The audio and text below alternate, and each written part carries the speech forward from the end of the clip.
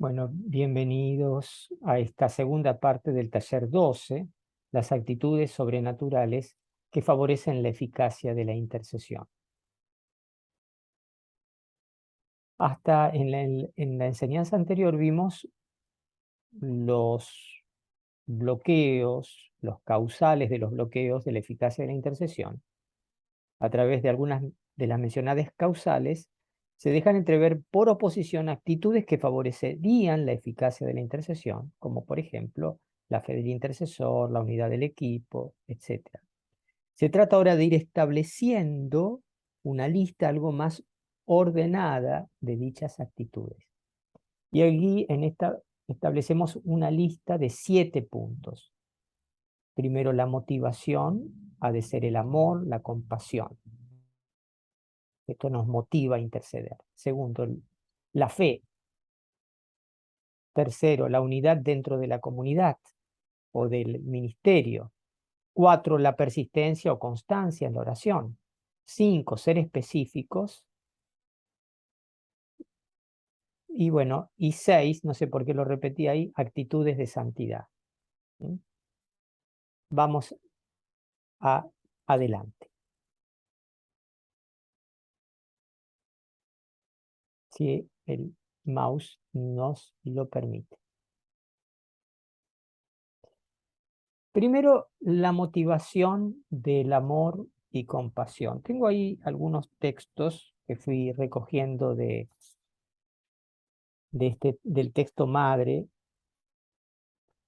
Salvador Carrillo Alday, hablando de esto, de la motivación, del amor o de la compasión, analiza varios signos de Jesús en el Evangelio y muestra la importancia de la compasión o misericordia de quienes oran. Esto es interesantísimo. Kay Rawlings habla de tener la actitud correcta. Si él dice, si el suplicante o la situación no me mueven a la misericordia, yo no puedo interceder. Para ser intercesores tenemos que amar.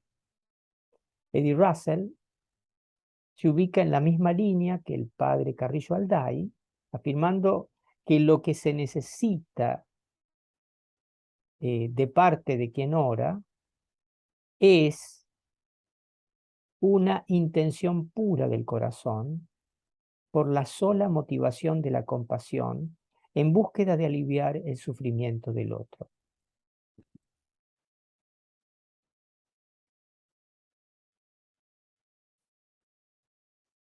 Bien, y Cyril John, bueno, vamos ahora al punto siguiente, ¿no? Que, que seguimos con el tema de la motivación, orar con amor. Vamos a chequear un poquito, así se puede ver mejor.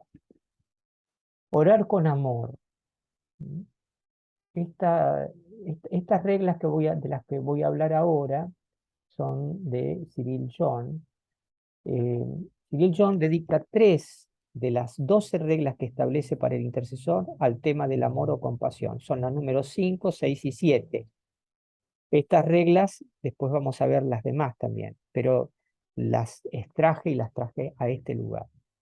Orar con amor, no solo la misericordia para con la situación por la que intercedo, como cuando Jesús, movido a la misericordia, obra milagros, sino el amor vivido en mi día a día. De esto habla Cyril John.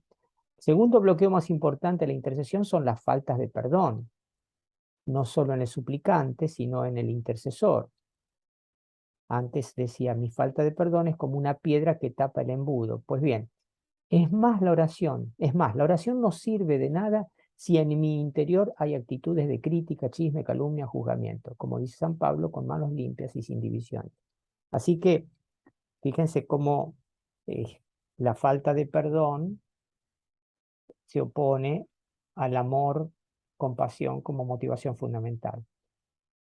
Orar con compasión, dice también Cyril John, compasión al modo de Jesús, que no es lástima ni empatía, sino que hace propio el dolor del otro. El modelo de compasión divina que buscamos lo podemos ver en el Salmo 35, 13, 14. No vamos a entrar ahí, pero pueden chequearlo ustedes mismos. Y orar identificándose con el que sufre. que es ir más allá de la solidaridad como Jesús se identificó y cargó con nuestros sufrimientos por amor y misericordia, como dice San Pablo en 1 Corintios 9, 19, 22 o Romanos 12, 15. La intercesión es amor de rodillas. Qué linda frase. Habría que resubrayarla, ¿no? A ver si la puedo subrayar. La intercesión, no, no la puedo subrayar acá, pero la voy a subrayar más adelante. E identificándose incluso con el pecado del otro. Dios acepta el arrepentimiento y el perdón del intercesor por el principio de identificación. Interesante, ¿no? Pido perdón en lugar de otro, aunque el otro no lo pida. Segunda aspecto que, como les decía, ¿no? Segunda actitud sobrenatural que favorece la eficacia de la intercesión es la fe. Acá es más cortito porque creo que no hay dudas de esto. La fe como realidad necesaria para interceder. Dice Kay Rawlings, la humildad. Tengo que conocer y desear la voluntad de Dios. No hay lugar para mí. No ponerle límites a Dios ni subestimar su poder. Esperar expectantes incluso lo inesperado. Necesito fe. La fe. Estamos hablando, fíjese, de una fe que no pone límites a Dios, que no subestima su poder, que espera incluso esperando contra toda esperanza, como dices Romanos por ahí de Abraham. Y ve la fe como confianza, también la fe como confianza. Confianza significa una actitud de profunda entrega y seguridad, no en mí, sino en Dios en quien confío. Y dice Nadine Brown muy bellamente al respecto, que por ser la oración de intercesión una oración trinitaria dirigida al Padre, es imprescindible que el intercesor tenga una relación sana y madura con la persona de Dios Padre, que pueda entrar en una total confianza y abandono de niño en Él. Esto es interesantísimo porque justamente la relación con Dios Padre muchas veces es la primera que se queda mellada por el pecado original, por las experiencias de falta de ternura paterna que la mayor parte de los seres de Occidente hemos experimentado. Y vamos a otro aspecto de la fe, que es la fe como apertura a Dios. La fe como apertura. Aquí voy a detenerme un poquito más en esta fe como apertura a Dios. Tal vez esta sea la máxima expresión de la fe. La fe nos coloca aquí de cara a Dios, a su verdad y a su acción providente en nosotros y en el mundo. En su libro sobre la intercesión, Cyril John dedica las primeras de sus reglas al tema al que grosso modo podríamos ubicar dentro del ámbito de la fe. Las primeras de sus reglas. Ya cité algunas de las reglas, acá cito otras. Orar en el poder del Espíritu Santo. O sea, que sea Él, no yo quien ora. Dejarme usar, abrirme a los carismas. Acuérdense, actitudes que favorecen la eficacia de la intercesión. De orar acorde a la voluntad de Dios, vaciarnos de nuestros propios planes, ansiedades e ideas, permaneciendo disponibles al Espíritu Santo, teniendo presente que la voluntad de Dios en el hoy siempre está relacionada al destino eterno de cada uno y la construcción de su reino, y que Dios siempre revela su voluntad al intercesor. Otra de las reglas, orar con visión. Jesús dice, vigilen y oren. Mateo 26, 41. Tenemos que estar atentos a leer los signos y a discernir y a enfocarnos en construir la obra maestra de Dios, que es quien tiene el plano de diseño de su obra. Por fin, 4, orar con fe. La fe me lleva a ver la voluntad de Dios y orar y actuar en consecuencia. ¿Tengo un corazón confiado como el de un niño en su madre? ¿O mi fe viene por hábito, obligación o necesidad? Mi fe debe crecer día a día. La falta de fe es el mayor obstáculo a la efectividad de la intervención, como lo habíamos visto en el capítulo anterior. Seguimos en esto de la fe. Y vamos a citar ahora a otras de nuestras maestras, la canadiense Denise Bergeron, lo que dijo en el curso ICRES, ¿no? 2015. Ella parte de la misma premisa de la fe como apertura a Dios, acentuando que esta apertura es una suerte de auscultación del corazón de Dios. Dice,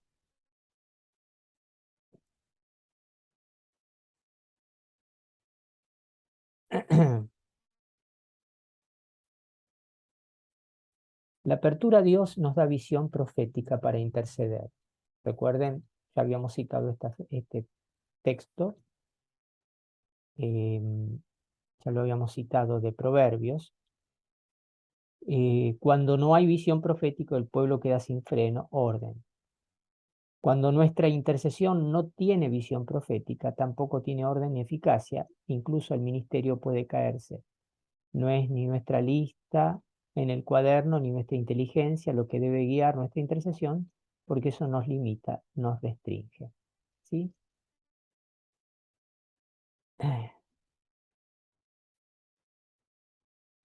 El supuesto teológico de esta ocultación del corazón de Dios es la certeza de que hoy, como ayer, Dios quiere seguir mostrando a sus servidores los profetas, recordar Amós 3, 7, 8, sus designios. Dice Denise Bergeron, el Señor muestra por qué y cómo quiere que se ore. Él trata de comunicarse todo el tiempo, por eso necesitamos mantener nuestros ojos fijos en Dios para percibir lo que está en su mente, en su corazón, para que podamos cooperar con su plan y ofrecernos a cumplirlo a través de nuestra oración y acción. Hermoso. El Señor muestra. Este es otro de los propósitos. E incluso muestra aún sin estar orando. Una característica interesante de esta economía divina con los intercesores, con nosotros, es como lo afirma Bergeron, que el Señor puede mostrarte algo incluso sin que tú estés en contexto de oración. Puede mostrarte cosas en visión, en sueños, o haciéndote experimentar sentimientos y sufrimientos que no te son propios, pero que pertenecen a otras personas para que ofrezcas y ores por ellas. Esto se llama transferencia de cargas, compartir cargas. Muchas veces no vamos a saber o a entender de qué o de quién se trata, pero simplemente habrá que ser obedientes a la moción y simplemente orar por lo que Él nos muestra. Muy a menudo no veremos resultados, pero debemos tener la convicción de que el Señor está trabajando. Por eso necesitamos descargar nuestras propias ansiedades, pensamientos y nuestro propio yo y vaciarnos de nosotros mismos para permitir que el Espíritu Santo nos inspire las oraciones y acciones acorde a la voluntad de Dios. Bien, estamos, recuerden, hablando de la fe como apertura a Dios, ¿no?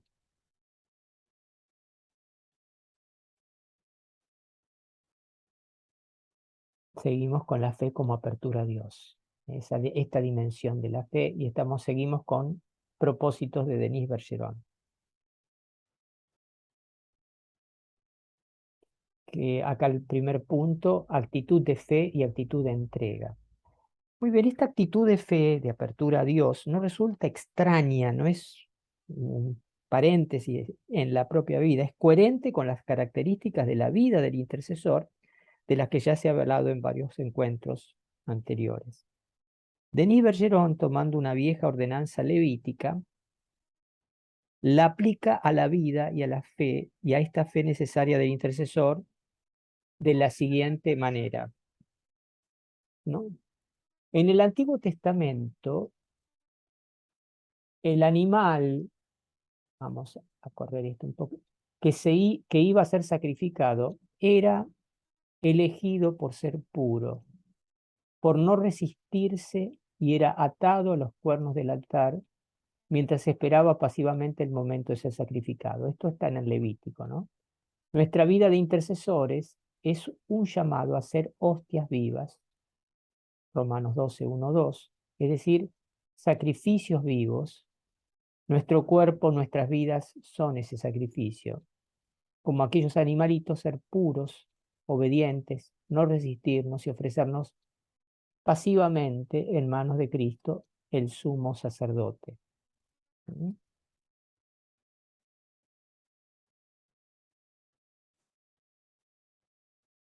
Además, la auscultación del corazón de Dios, que como apertura a Dios, recuerden, es nuestro tema, requerirá la virtud de la esperanza cribada en la virtud de la paciencia. Dice Denis Bergeron, un intercesor debe esperar pacientemente el movimiento de Dios. Esa disposición nos mantendrá en sintonía con Él y con su plan en todo momento. Qué interesante es. Si cabe, me viene esta expresión. ¿Recuerdan los que estaban junto a la piscina de Siloé,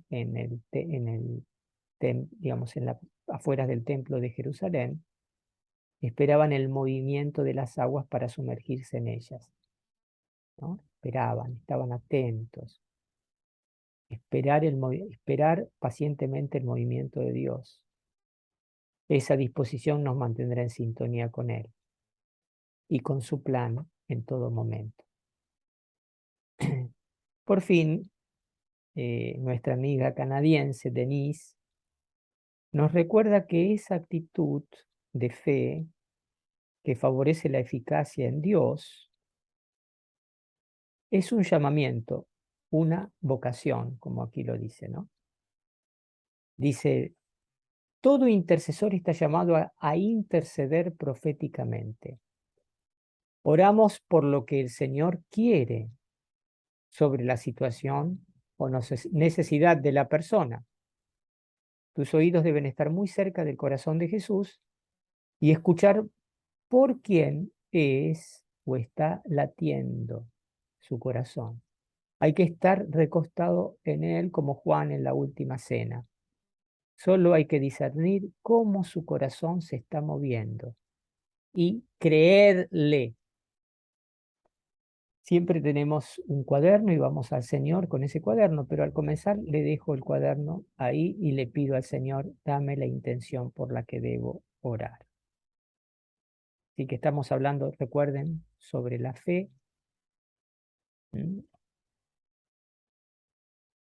Y por último, a ver, dice D, pero quiero recordar para que no nos perdamos, hablando de la fe, vimos A, la fe como realidad necesaria para interceder, B, la fe como confianza en Dios, C, la fe como apertura a Dios, y ahora D, la fe como carisma. ¿Mm? La fe como carisma, la fe carismática, es una certeza interior que surge en el ámbito de la oración y que lleva a comprender que Dios está a punto de realizar una acción sobrenatural para la que requiere el mínimo concurso del intercesor. ¿Es confianza? Sí, sí, es confianza, pero es mucho más. Es convicción y arrojo que nos capacita para realizar acciones que podrían incluso caratularse por alguno de atrevidas. Este es un don muy bueno para la intercesión, muy valioso. Dice al respecto Eddie Russell: si me dieran a elegir pedir para mí un carisma, ese carisma debiera ser la fe carismática, que me mueva a esperar confiadamente porque tengo internalizado que nada es imposible para Dios, que su voluntad es mejor que mis ideas y que Él siempre hace su gloria operando para bien de los que lo aman. Recordar que el florecimiento de mi fe depende de lo que yo escucho e internalizo. Si yo hago caso a los que hablan de duda, la fe se va a apagar. La fe como carisma. Bueno, vamos a pasar a un punto siguiente. Recuerden, recapitulo para que veamos todos, recordemos todos. Estamos viendo las actitudes sobrenaturales que favorecen la eficacia de la intercesión y vimos la primera motivación. La primera es motivación de amor o compasión. La segunda es la fe, en la que nos dividimos como en 4 partes. La tercera es la unidad en la comunidad. ¿Sí?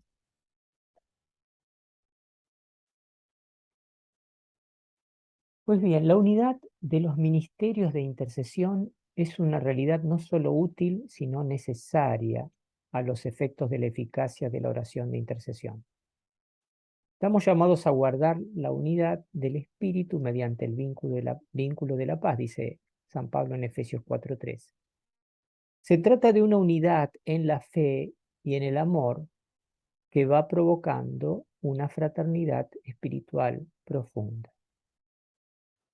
¿Mm? Pero esta unidad no es afectiva, sino de fe y efectiva. Muchas veces habrá conflictos mayores o menores que los intercesores en la unidad de la fe y de la iglesia sabrán superar. La comunión eclesial no es una comunión emocional, es espiritual. Este es el mínimo. Estar en comunión con el Papa, con los obispos, con mi párroco, no significa pensar igual en todos y cada uno de los tópicos. Decía San Agustín, en lo necesario unidad, en lo opinable libertad, pero en todo caridad. Esta es la unidad mínima requerida. Y al respecto es interesante lo que dice Cyril John. Al hablar de la unidad, decía entre sus puntos fundamentales, orar en unidad. Aun cuando estemos intercediendo solos, debiéramos estar en unidad de pensamiento y espíritu con la Iglesia. La unidad de pensamiento en el grupo, en el equipo, es clave para los frutos del ministerio de intercesión. Si no hay unidad en el grupo, no habrá efectividad en la oración. Es cuando entendemos, aceptamos y nos disponemos a vivir en unidad, buscando al Señor como con un solo corazón y una sola mente, que los milagros ocurren. Así que teníamos tercero, la unidad. Cuarto, o sea, cuarta actitud sobrenatural que favorece la eficacia de la intercesión será la persistencia, constancia. Sobre este tema son tantas las citas bíblicas que casi se nos presenta esta como una de las actitudes fundamentales que promoverían y hasta garantizarían alcanzar aquello por lo que se ora. No vamos a abundar en esto, pero recuerden la parábola de la viuda ante el juez, las frases de Jesús: pidan y se les dará, busquen y encontrarán, orar a Dios sin cesar, etcétera, etcétera, etcétera. Pero bueno, no vamos a leer estas citas, pero vamos a tomar algunos de los textos que nuestros maestros nos han brindado eh, con respecto a este tema. Dice Kay Rawlings: persistir y perseverar sabiendo que en muchos casos el Señor me llame a interceder por algo durante largos periodos de tiempo e incluso pueda que yo no vea los frutos. ¿No? Dice Eddie Russell: Al estudiar dos textos, este hombre, al estudiar dos textos de personas paganas que se acercan a Jesús, Lucas 7:1-10, que es el centurión, y Mateo 15:21, la mujer cananea, ¿no? Repara Eddie Russell en la presencia de actitudes del intercesor. La última de ellas, la mujer, es una persistencia inteligente por la que ambos intercesores son capaces de situarse en una actitud de insistencia con cierto atrevimiento ante el Señor. Es una persistencia inteligente, tanto la tanto lo del centurión como la de la mujer. Y Cyril John, en su libro, al sugerirnos 12 reglas para que nuestra oración de intercesión mejore en efectividad, en la 12ª, o sea, la última, dice, orar tomando una posición persistente. Jesús vive para siempre intercediendo, ver Hebreos 7:25. La intercesión es una posición que tomo frente a Dios respecto de una situación particular. No es solo lo que hago en un par de horas o a veces minutos y después me olvido. No. Hay que orar sin cesar, dice Pablo en 1 Tesalonicenses 5:17. Esta expresión sin cesar en el Nuevo Testamento se usa solo 6 veces y siempre se refiere a la oración. Ahí están las citas, Hechos 12:5, Romanos 1:9, 1 Tesalonicenses 2:13, 1 Tesalonicenses 5:17, 2 Timoteos 1:3. La intercesión es una posición que tomo 24/24, con determinación y en conciencia de orar consistente y continuamente por esa intención. Y debo seguir allí hasta que algo pase.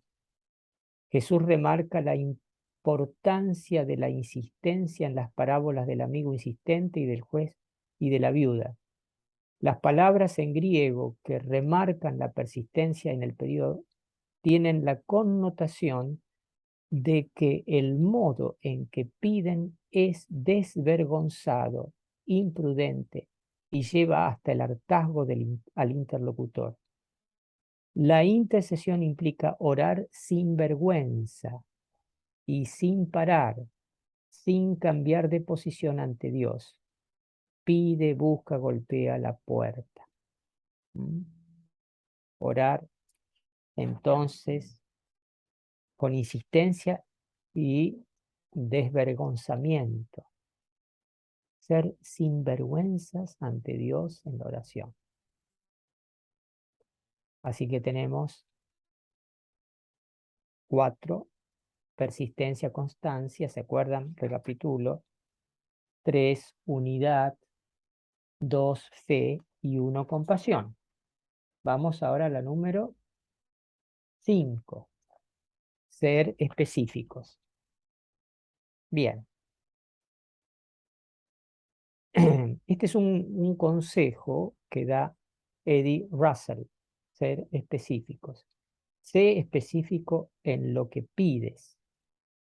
¿Sí?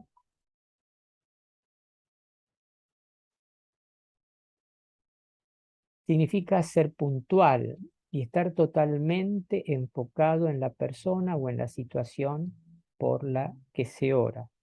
¿Sí? Pues bien, en primer lugar quiero decir que no se puede negar que este consejo tenga fundamento bíblico. El ciego de Jericó, ¿se recuerdan?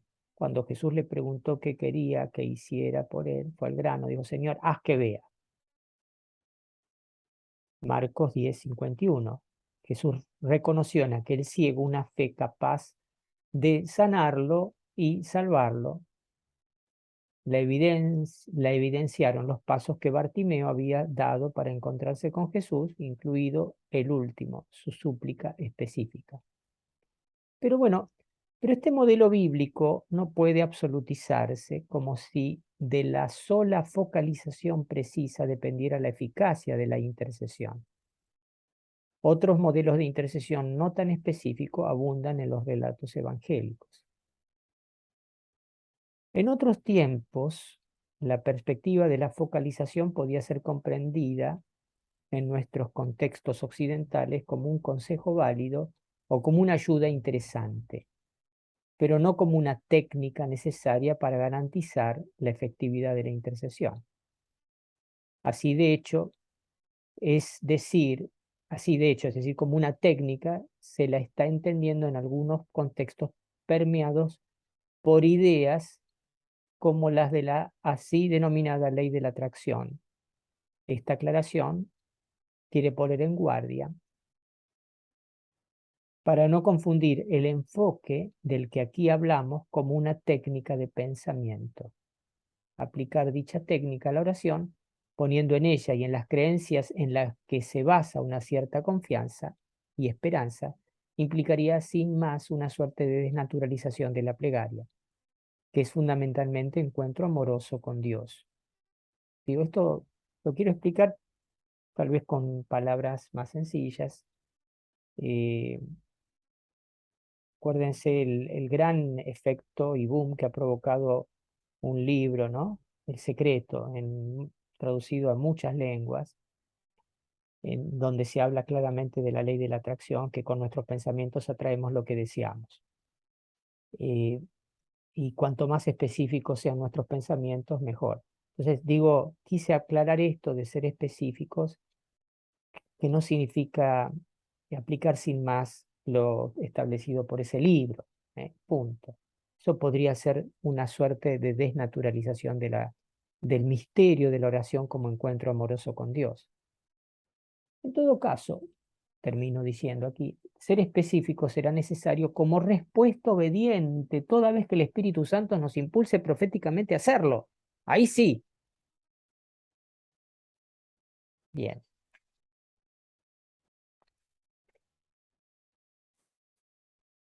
Vamos a la sexta actitud, que es la actitud de santidad. Voy a achicar mi carita acá para que se vea bien. Actitud de santidad. Al inicio de este último taller nos planteábamos por qué podía fallar la intercesión. ¿Recuerdan? Este es el gran tema. Al menos para solucionar lo que de nosotros depende, nada más. Y veíamos como una honda tradición bíblica ligada misteriosamente la santidad u obediencia a Dios con una prontitud divina para escuchar al intercesor. Así empezábamos este taller. Y como verdadera también es la contraria, Dios rechazando la súplica del pecador. Sistematizando en este último capítulo, podría afirmarse que la santidad favorece la eficacia de la intercesión. Escapa al propósito de este curso indagar más en profundidad una verdad cuyos mecanismos providenciales últimos se nos escapan.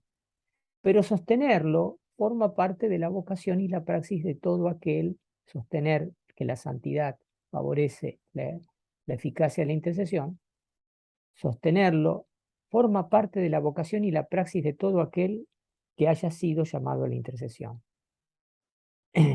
Los maestros que nos han guiado hasta ahora lo evidencian desde distintas perspectivas.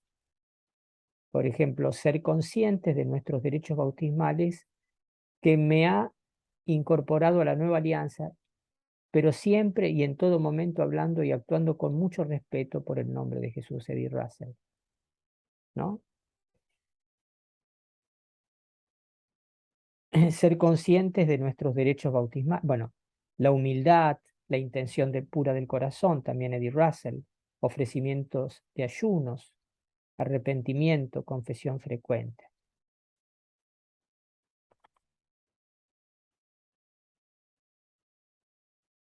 Bien.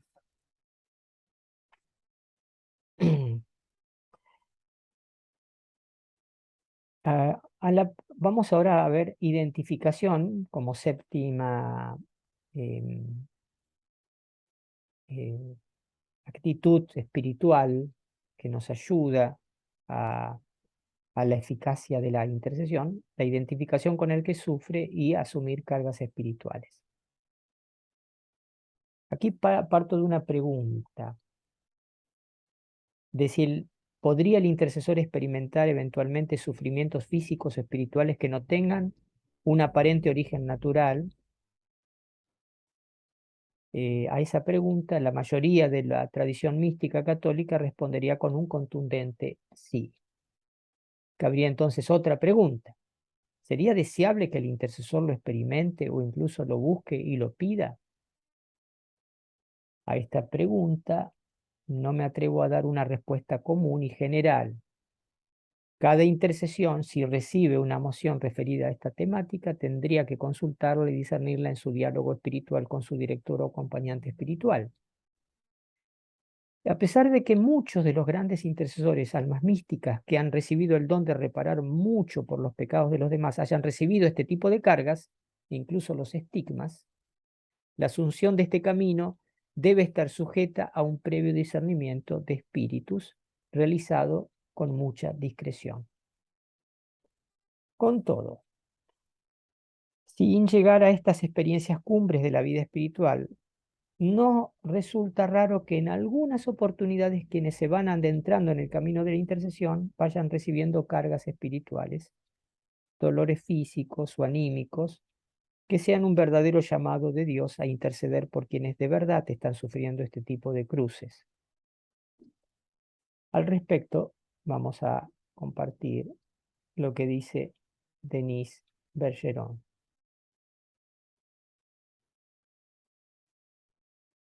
El Señor puede mostrarte algo incluso sin que tú estés en el contexto de una oración.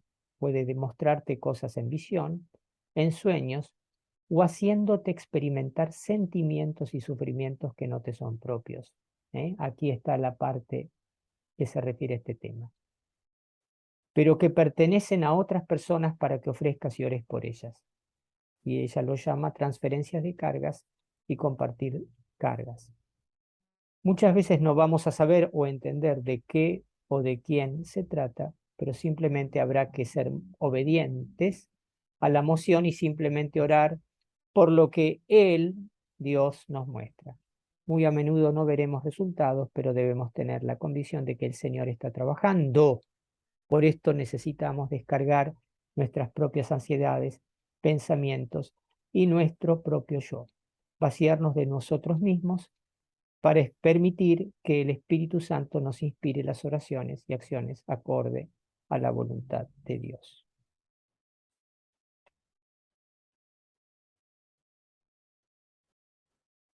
Y bueno, y por fin nuestro gran maestro en la intercesión profética, Cyril John, abunda en la temática en dos de sus reglas para mejorar la intercesión. La regla 7 y la regla 8 dicen: orar identificándose con el que sufre, ir más allá de la solidaridad como Jesús se identificó y cargó con nuestros sufrimientos por amor y misericordia, como indica San Pablo en 1 Corintios 9 y en Romanos 12:15. La intercesión es amor de rodillas e identificándose incluso con el pecado del otro. Dios acepta el arrepentimiento y el perdón del intercesor por el principio de identificación, como dice Nehemías 1:16. Y la regla 8 de Cyril John dice: orar aceptando las cargas espirituales. El Señor se entristece cuando ve nuestros pecados, heridas y quiebres. Los intercesores que llegan a una profunda relación con el Señor pueden conectarse con esos latidos de dolor en su corazón y experimentan esa carga de sufrimiento. Acá estamos hablando de compartir la carga con el Señor, no con otros por los que intercedemos, sino con aquel que sufre por el sufrimiento y el pecado del mundo. Sigue Cyril John. Además, intercesión no es solo presentar y ofrecer, sino que es llevar al pueblo de Dios en nuestro corazón. Y eso es un peso de amor. Un intercesor es como una mujer embarazada que lleva en su interior el proceso de vida que le da una gran alegría y una gran esperanza, pero al tiempo le cuesta y le dará sufrimiento y angustia. Es como dice San Pablo, es como dice San Pablo, experimentar el dolor de parto hasta que Cristo sea formado en ustedes, Gálatas 4:19. Esta carga espiritual, cuando se la experimenta, le da al intercesor mucha convicción y fe y le da un tremendo poder en la oración.